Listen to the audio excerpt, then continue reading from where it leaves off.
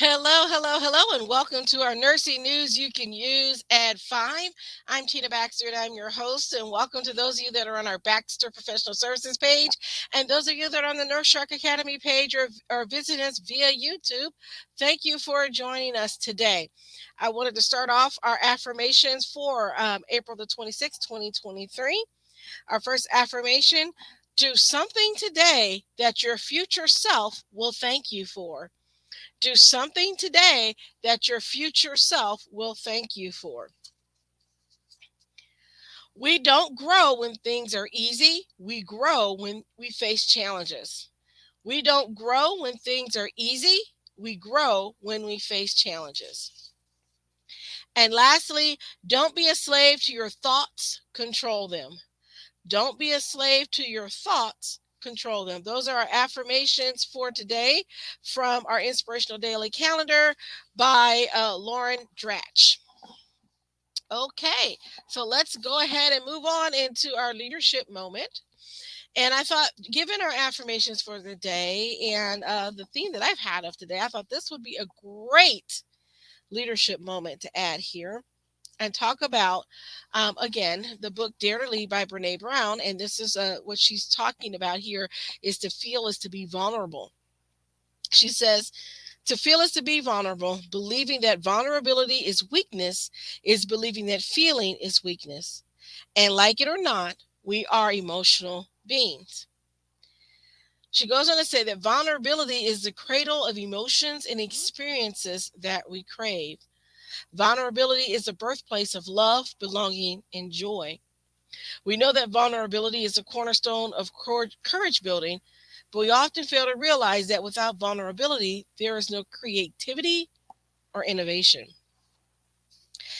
Adaptability to change, hard conversations, feedback, problem solving, ethical decision making, recognition, resilience, and all of the other skills that underpin daring leadership are born of vulnerability. And so when we think about that and we're talking about encouraging ourselves and doing things that our future self would thank us for, let's roll with vulnerability. All right, so that's our leadership moment. Let's get into the news because there's a lot to cover and I want to get to it. Okay, so our first story is one that's close to home. I don't know if you've heard this story, but I thought I'd bring it up. I believe this one is from Fox 59, and it says former director of nursing. Okay, former director of nursing charged, accused of stealing opioids from patients at Summitville Retirement Home. And it says what started as a discovery of 30 pills missing snowballed into more than 250 pills unaccounted for at a Madison County nursing facility. According to the investigators' report, the facility was made aware of a discrepancy in the narcotic count on February the 13th. As part of the state and federal guidelines, the nursing home tracks all controlled substances and keeps a narcotic count sheet. Staff is also required to fill out drug destruction forms when medication is taken off the nursing cart but not given to the patient. Wilson, a registered nurse, was tasked with destroying hydrocodone pills prescribed to a resident. When a fellow administrator followed up with Wilson, she was told that the issue was, quote, taken care of. However, the coworker could not find the accompanying count sheet. Court documents show Wilson's colleague went into her office to find the sheet and instead found 30 hydrocodone pills concealed in a manila folder in the back of the desk drawer. When questioned by the facility's administrator the next day, she admitted that she had stolen the medication for personal use due to her addiction. An internal audit found approximately 261 pills unaccounted for and believed to have been stolen. The pills in question were hydrocodone, Percocets, and were prescribed to at least 4 patients. During the investigation, Wilson revealed that she would take pills that had been marked for discontinuation, and she has been working there for only a few months before she was discovered. And so now, of course, she's been let go from the facility and she is in jail on controlled substance by fraud, possession of narcotic, and furnishing false or fraudulent information charges. So, again, this is something that's hitting close to home. And just for us to be aware of as nurses, to not one fall into that trap. But let's talk a little bit about this when we think about how can we make sure that we're able to take care of some of these things that happen. How do you do your pill counts, and how do you know if something's missing, and what to do if something is missing on the pill count? So those are some of those questions that we may have as nurses, and how to protect yourself. And one of those things is, don't give a med that you didn't personally set up. Don't sign a pill count sheet if you do not witness that medication being destroyed. Okay, so those are just two quick tips for you. Here's our next story.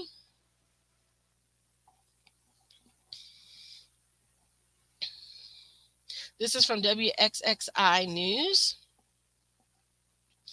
And it says, hundreds rally in support of Rochester General Nurses Union.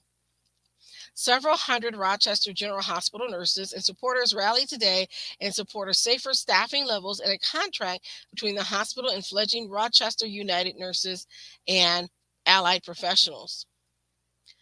According to the report, the parent company of RGH has resisted the union efforts and spent $1.3 million last year on efforts to persuade workers out of organizing. Carmen Camillo is the president of the RUNAP or RUNAP. I'm not sure how they go by that. And she's a 20-year veteran nurse who today works in the hospital's medical intensive care unit. He said that the situation for staffers is dire. According to Carmen Camillo, what we really need to do is retain our nurses. We need to bring back a work environment that people want to be in, stay in, and thrive in, like when I first started here back in the early 2000s. The issues at Rochester General Hospital are not new, with Camillo saying staffing issues have been increasingly problematic for about a decade. But during the COVID-19 pandemic, the issue has become increasingly exacerbated, and the hospital became increasingly reliant on travel nursing agencies. This is a story that we have heard across the country. Nurses either leaving the bedside or not enough staff, and rely on to travel nurses. And so this is something that we've known about for quite a while. So these nurses are planning on striking, and so we'll see what happens with this.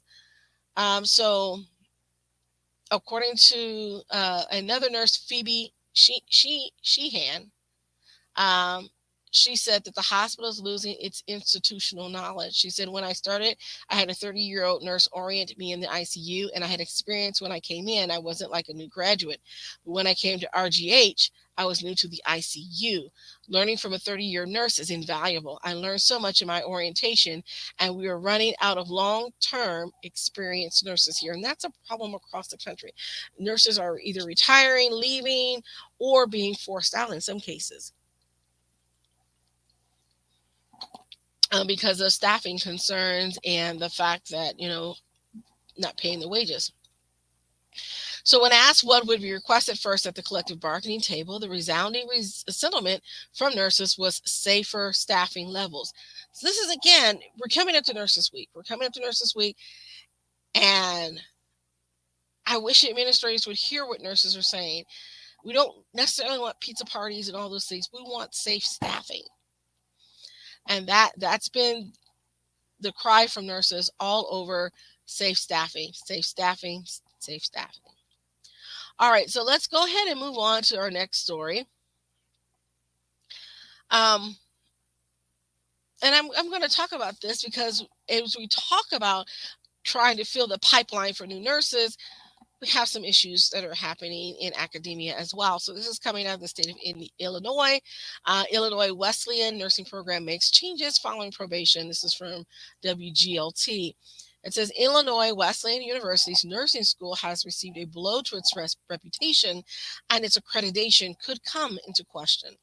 For the second year in a row, IWU has fallen below the minimum 75% passage rate on the National Council Licensure Exam, the NCLEX. Right?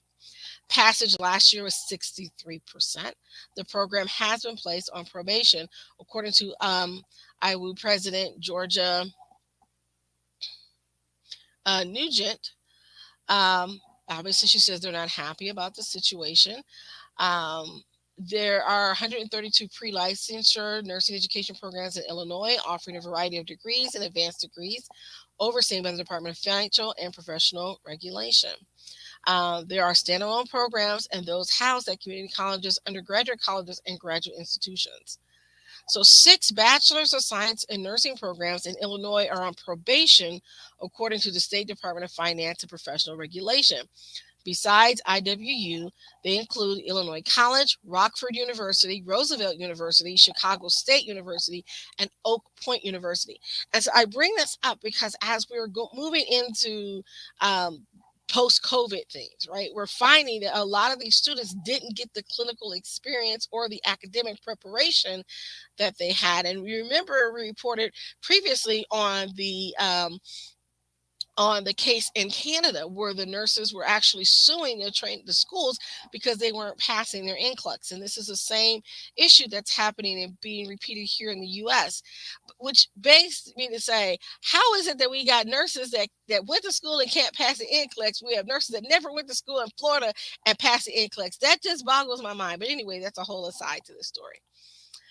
So it says 4 others have received a warning for subpar scores in a single year: Elmhurst College, Millikan University, St. Xavier University, and University of Illinois Chicago. So 3 other programs are on probation for a year after raising their pass rates above the minimum. So again, I know part of this is because of COVID and a nursing student is unable to attend classes and things like that. But this is something to keep an eye on. So this was from WGLT and NPR network. So this is something to keep an eye on what's happening because we've had that big lawsuit among some other nursing students because of that as well. All right. So that brings us to this one. Okay, let's talk about Xavier then.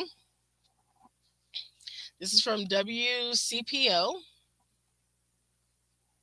Okay. And this is coming out of Cincinnati. So, an estimated 494 students who enrolled in Xavier University's College of Nursing could get some money back after Xavier opted to settle a lawsuit filed in 2020 over remote learning during COVID-19 pandemic. The settlement totals $750,000 to be shared among any student identified on the Xavier class list who enrolled in Xavier University's College of Nursing Accelerated Bachelor's of Science program in any city in Ohio during the spring of 2020 and the summer of 2020. So, according to this, the academic opportunities offered by Xavier through remote learning were limited in scope and opportunity for what students expected to receive in face-to-face classes for which they paid tuition. The lawsuit also claimed that Xavier University did not reduce tuition when it switched to online learning in March of 2020 and subsequently raised tuition costs for the summer semester. Miranda, who sued the university, paid approximately $13,500 per semester, in addition to a variety of fees, such as student activity fees and professional liability insurance, which the lawsuit argued should be refunded. So, dropped from the lawsuit were Miranda's request for reimbursement for annual student activity fees because they didn't have activities because they were closed because of COVID.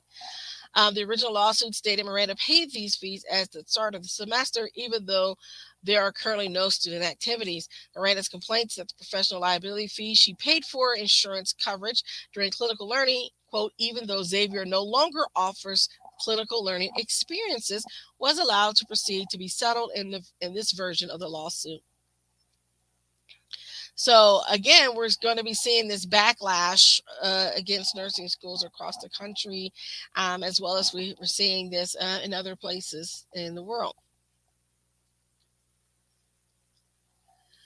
So here's another nursing program in trouble, unfortunately. It says Oregon nursing program risks closure amid leadership void. This is coming out of Portland, Oregon. KGW staff with the Associated Press. A leadership void is putting a nursing program in Portland, Oregon at risk of closure, causing concerns for students and faculty as the state grapples with a nursing shortage. The director of Portland Community College's nursing program hasn't been replaced since resigning last month. Oregon Public Broadcasting reported. The school has until May 4th to fill the position under state nursing regulations. Students and faculty members say they're worried. Anne Mortensen, a nursing faculty member, says, "We have students that are about to graduate. They will not be able to graduate if we do not have a director."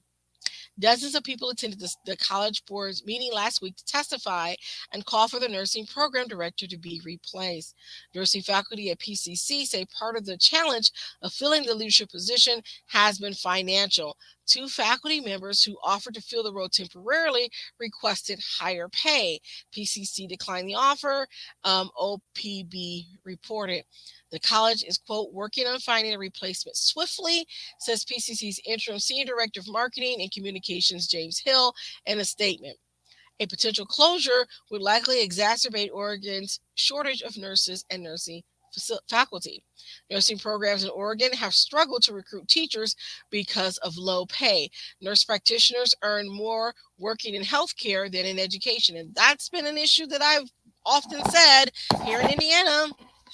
The issue is working in clinical care, you can often make more money, and it's really hard to have that when you've went to school, you probably have your own student loans to pay and all those other things to then turn around and take a job for less money than you would if just working in the field.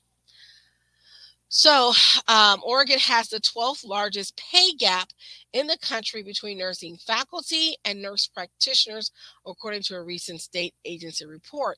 At the same time, hospitals are dealing with an unprecedented combination of staffing shortages, a shortage of available hospital beds, and a severe financial crisis. The pandemic exposed vulnerabilities in the healthcare system and exacerbated existing problems. And this is something we've talked about and sung about since the pandemic started. So again, these are some of those issues that are facing community colleges, local nursing programs, and we need to look at that and what we're going to do to help these programs continue and hopefully increase their capacity.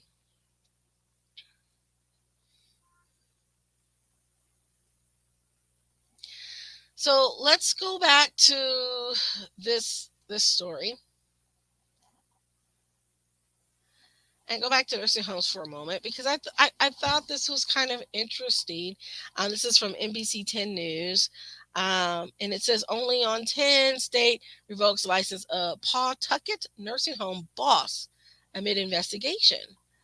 And so I'm like, what's going on here? This is in Rhode Island. But it says state regulators pulled the license of a nursing home boss in Pawtucket who they claim deceived investigators looking into a complaint. The Rhode Island Department of Health suspended the nursing home administrator's license of Sammy Amadi as it investigated problems at Pawtucket Nursing Home earlier this month. State regulators have already cited Pawtucket Falls Healthcare Center more than 30 deficiencies since October. And I guess this guy has been accused of hiding information and keeping it from the investigators. Investigators pointed out medication errors, COVID-19 tests not given correctly, a patient falling, but a serious bone break wasn't detected for 2 days. That patient then died several days later. And now they've suspended the nursing home administrator license until further notice. In the suspension order, regulators say they are looking into a complaint of a resident inappropriately discharged from the facility. They claim that Almighty tried to deceive them when it came to providing an important form for that resident. And regulators claim when the facility produced the discharge form earlier this month, at least one of the two nurses' signatures on it was forged. Now, this is why I'm going to caution people, is because I've seen it where administrators, DONs will go back and change documentation in medical records. They'll strike out what they don't want staff to say. In fact, I had one person in the Facebook group, one nurse in the Facebook group said she was concerned about an incident that happened at where she worked, but she didn't want to write it up as it was presented in factual, because she knew that the nurse would come back, the charge nurse would come back and just strike it out and change it. And I'm like, you always want to, as a nurse, document what you observe. And if they change it, that's on them. But you've got to document what you have observed and really do it right after the incident. Do it right then. And so I personally know that there's times when documentation goes missing, right? But this is exceptionally egregious if, in fact, it's later proved that this nurse didn't sign this form and someone signed her name for her or him. That's not good. And so, as nurses, we need to be very careful about what we're signing and what we are agreeing to. Another order from the Department of Health this month cites an alarming number of frequency of deficiencies and providing falsified or inaccurate records to cover up additional deficiencies, and the way that the facility was operating, quote, presents a substantial probability of immediate jeopardy to the health and safety of the residents. So now they've got an immediate jeopardy. They had to appoint a temporary manager, and now they have to have a third-party monitor. Almighty did not have a comment when he was reached, according to NBC News 10.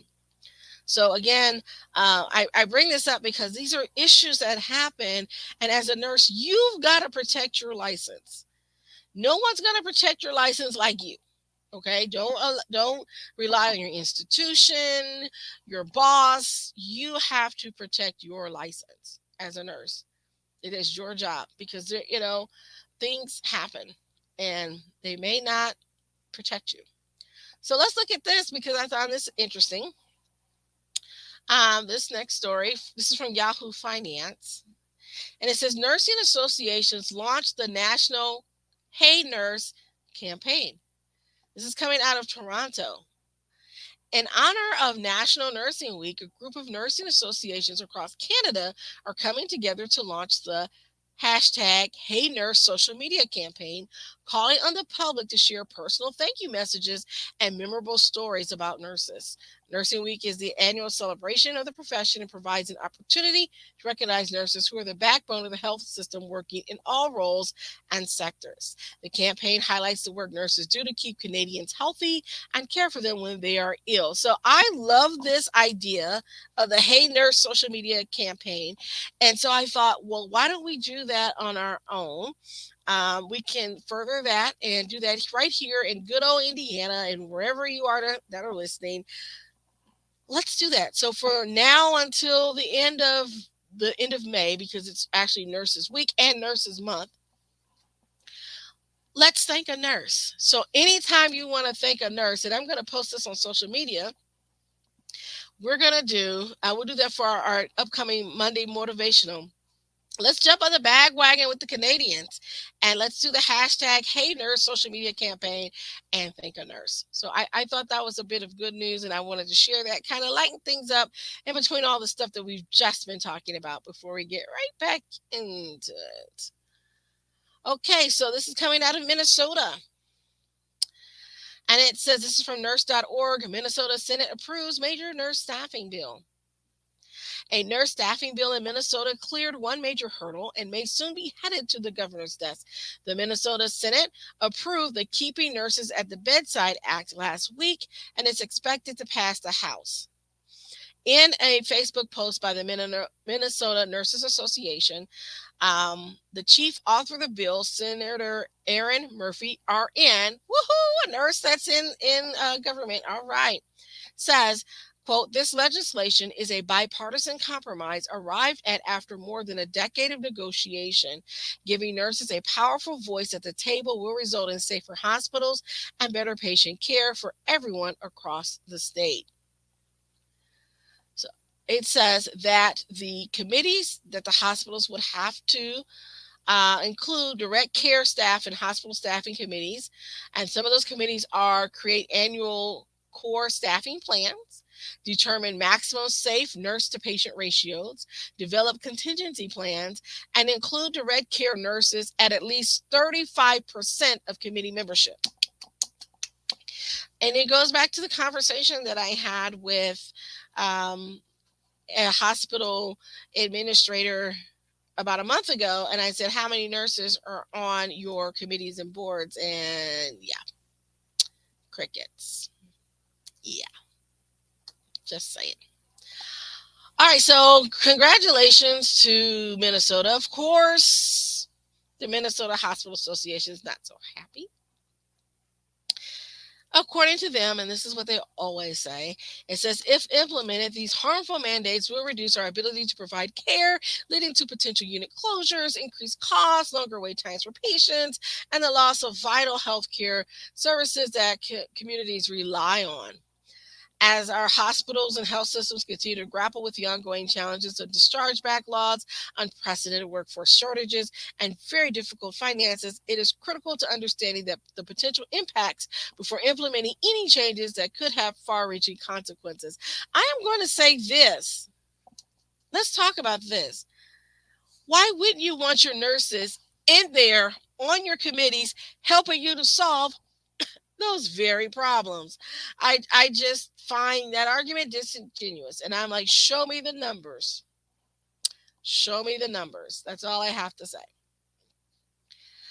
So yeah, that's kudos for Minnesota for being forward thinking, because we have Louisiana, who in the wake of all the stuff that happened in Louisiana and the national coverage that they've gotten, their house decided to weaken the nursing home evacuation plan.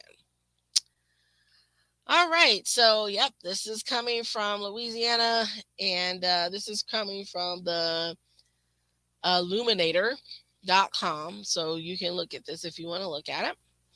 And it says the Louisiana House of Representatives voted 103-0 Tuesday to allow nursing homes to continue to operate even if their emergency preparedness and evacuation plans fail to meet state standards.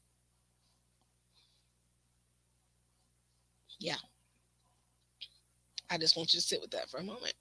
House Bill 123 eliminates a provision added to state law just last year that forces the state to automatically shut down a nursing home if state officials reject its emergency plan.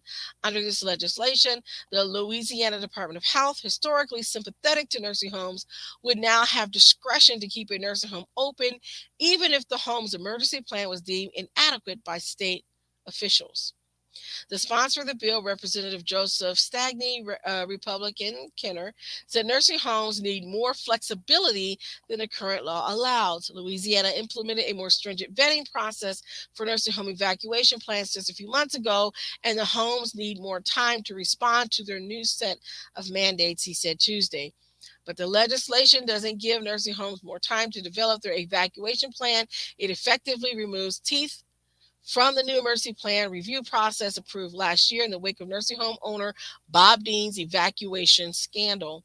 Lawmakers implemented significant consequences for nursing homes with weak evacuation plans, in large part because the state was forced to rescue 800 nursing home residents from an evacuation site at an old pesticide warehouse after Hurricane Ida in September 2021.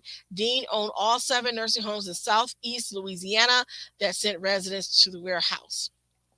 We covered that story all last year. And so, yeah. So according to this, it says critics of the nursing home industry are always skeptical to that the state health department will be tough and exacting in nursing homes. However, nursing home owners are big political campaign contributors to governors and state lawmakers. And we've talked about this and other states as well. So according to this, nursing home owners contributed almost $4,000 to Governor John Bel Edwards' first gubernatorial campaign, according to the Advocate. Dean alone gave the governor's reelection campaign $42,000 in 2019. So this is that whole thing of follow the money and see what's happening. Okay. Let's move on to our next story. Yeah. This is a sad story. This is something that's just it was on nurse.org. When I saw this, my heart sank. And part of this is because this is a crime story, but it's where it's happening that makes a difference. And this is something we're seeing is violence is spilling over everywhere. And it says CNA allegedly shot co-worker at work arrested for attempted murder. So, a Florida nursing home employee was arrested after she allegedly shot her coworker in the parking lot of their workplace following a verbal dispute. And this is where we have issues. People no longer are able to talk to one another during this dispute. It says 46-year-old Felicia Johnson McGee, an employee at the Bristol at Tampa Rehabilitation and Nursing Center in Tampa, Florida, was arrested on April 20th for and charged with second-degree attempted murder, aggravated battery, and discharging a deadly weapon after an altercation with a coworker turned violent. And there is a video that accompanies this. If you want to go to the website, you can look at the video and watch the video. So, according to the sheriff's office, McGee and another employee were engaged in a verbal altercation within a nursing home facility where they both worked. Deputies then say that McGee and the victim left the facility where their argument continued in the parking lot. Eventually, the argument escalated, and investigators say McGee pulled out a gun and shot her coworker in the arm. The victim was transported to the Tampa General Hospital with non-life-threatening injuries. Deputies say that McGee and the victim had worked together at the facility for less than 2 months. And I want to say in the video, you can see who is purported to be McGee pull the gun, shoot at this individual. This individual takes off running and kind of runs like back into a yard. And then McGee follows this person and then shoots at him again. So it wasn't like a one-time shot or anything like that. She pursued this, and it was, I guess, a male that was working there, and she followed him, firing off more shots. And so if you look at this, you can see it on the video. So I say this because people, you don't know who you're hiring, and that makes me wonder: did this person have any criminal history? How was she hired at this facility? We don't know. It makes me also wonder, particularly when we have laws that allow people to open carry, and you don't need gun licensing anymore in places like Indiana. It really worries me because some people are hotheads and they can't handle a disagreement without resulting to physical violence. And it did not look like this person put his hands on her, according to the video. You didn't see that in surveillance footage, any of that. She just allegedly got mad and started shooting. And that makes it really sad. Here's another really sad case that came up, and this is coming out of Ashtabula, Ohio. It's kind of sad. It says nursing home resident 65 dies after an attack. So a 65-year-old nursing home resident died after being attacked by another resident in the facility. I guess it happened on April the 22nd at Carrington Park. And it says the police were informed of his death afterwards. It says Carrington Park is a skilled nursing and mental health care facility operating in Ashtabula since 1970, according to his website. They have an overall rating of 3 out of 5 stars, according to CMS. State investigators did not issue any citations against the facility in its most recent health and infection control inspections in April 2022 and October 2022. And so it sounds like it was a good facility, and it's just one of those unfortunate things that happens. But this goes back to my whole concern about the lack of security, and I'm not talking about security personnel, but just security measures in long-term care facilities, because anybody can come in. We had that situation where the husband of a resident came in, shot his wife, and was going to shoot himself. I mean, you have all those different things that happen. And so we need to be more forward-thinking. Yes, I understand the argument that it is their home, and you want to preserve a home-like atmosphere. But I guess my question is, sometimes these apartment complexes have better security than we do at nursing facilities. Let's think about that. And when you want to know that your family member is safe. So here's our last story for today. This is coming from Community Howard to offer paid internships and employment to IUK nursing students. So I thought this might be good news to turn things around. And it's right here in our backyard here in Indiana. It says to address this needs for nurses, Community Howard Regional Health will provide financial assistance and guaranteed employment for select nursing students at Indiana University Kokomo. The new partnership will allow nursing students at IUK to work as paid interns at Community Hospital. The program is available to nursing students who are nearing graduation. Students selected will complete required clinical hours while interning at Community Howard. They will receive $10,000 in tuition support during their final semester if they commit to work for the hospital for 2 years. The main goal of the program, which will admit up to 6 students in the first year, is to create a pipeline for nurses at Community.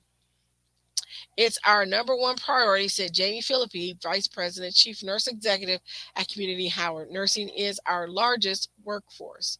Students will be paired with a nurse during their internship who will serve as a mentor. They get their choice of department and will work as nurse technicians and patient care techs. There are also opportunities to sample multiple departments. And so that's kind of something similar that they were doing when I went into nursing school, and then I was a part of when I became a nurse manager on the unit. So this is a something positive, and I think that would be good. And it's nice that they get their internship. They'll reduce the orientation by 2 to 4 weeks, which also saves money for the hospital because they'll already be familiar with the hospital, how the hospital works, their charting system, etc. And it gives them valuable experience while helping them pay for some of the things that they need. So I'm all for that. I'm glad that they're doing that. So we'll see how this opportunity plays out. All right, so that ends our news segment for today. I want to thank you for tuning in. Just briefly, we do have some events that are coming up. And so next month, we just had it today. We had our Anderson Alignable networking group online, and so we had our quick connect. So if you haven't followed us on Alignable, join on Alignable and follow us there as well. And we're going to have our very first in-person event for our Anderson Alignable Alliance. So I'm excited about that, and we're grateful to be the hosts of this at Baxter Professional Services. So we'll be happy to do that. And for May the 12th, big announcement, May the 12th, there is a nurse practitioner appreciation program that is being put on by Convergence Health. They've invited in, I think there's like 8 nurse practitioners that will be on the program, and myself included, that will be honored. That will be at the Anderson Country Club on March the 12th. It begins at 5 p.m. Please, if you need a ticket, come see me. I've got tickets available where you can get them on Eventbrite. But we look to have a great turnout for this event. I'm very excited and very pleased to be recognized and be a member there. And so at the event, and I want to thank Convergence Health for all that they're doing, and Tammy Sloss in particular, and Betsy Pearson, who is the event coordinator, for all their hard work to honor Black nurse practitioners here in Anderson.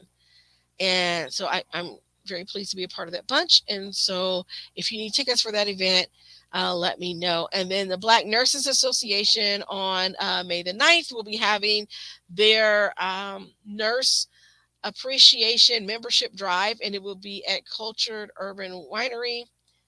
And we're asking you to join us for that. There's no cost to attend that. There'll be more information coming out about that shortly. There's no cost to attend. We just want nurses to come out and join us. We're going to talk a little bit about our organization. Food's free. Come out and get your beverage of your choice. And then just join us for a fun night at Culture Urban Winery. All right, so that ends our show today. Thanks for tuning in. This is it for the month of April. Don't forget to also watch our podcast. Our latest podcast episode just went out with our latest guest. I'm very excited about that. And it just went out on Monday. So you have that, and then we also have our latest blog post for the Nurse Shark Academy has also went out last Wednesday, and so enjoy our leadership series, and we've got more coming up for you. So thanks for tuning in. Please like, share our videos, subscribe to our channel, and invite more people to be part of what we're doing here. Thanks a bunch. Goodbye for now.